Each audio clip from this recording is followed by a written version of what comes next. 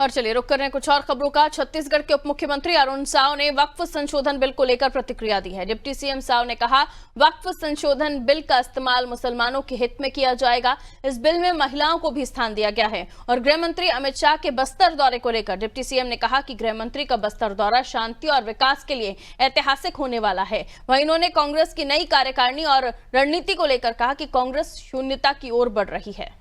जिस उद्देश्य के लिए वक्फ का गठन होता है, उस गठन के विपरीत कुछ चुनिंदा लोग उसका लाभ उठा रहे हैं। किसी भी संपत्ति को वक्फ की संपत्ति घोषित कर दिया जा रहा था, चाहे वो सरकारी संपत्ति हो, चाहे वो आदिवासियों की संपत्ति हो, अन्य किसी धार्मिक संस्थान की संपत्ति हो।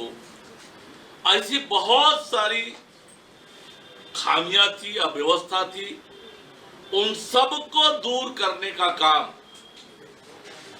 इस वक्फ संशोधन बिल के माध्यम से हुआ है। वास्तव में अब संशोधन के बाद एक तो आम मुस्लिम समुदाय, विशेषकर गरीब, उनके हित में इसका उपयोग होगा, उसका मैनेजमेंट प्रॉपर होगा, संवैधानिक होगा, पारदर्शी होगा और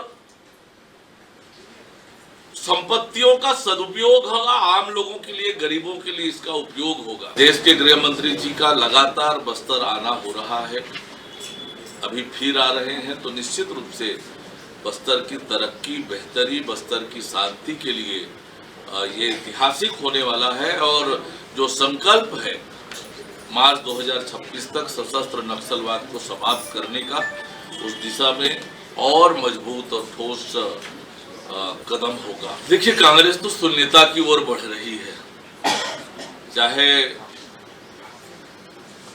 कांग्रेस पार्टी के सबसे बड़े नेता राहुल गांधी ने अलग अलग प्रकार की यात्राएं की, उसका कोई लाभ कांग्रेस को नहीं मिला, उसका नुकसान ही हुआ। कांग्रेस जो भी करती है उसका नुकसान ही होता है।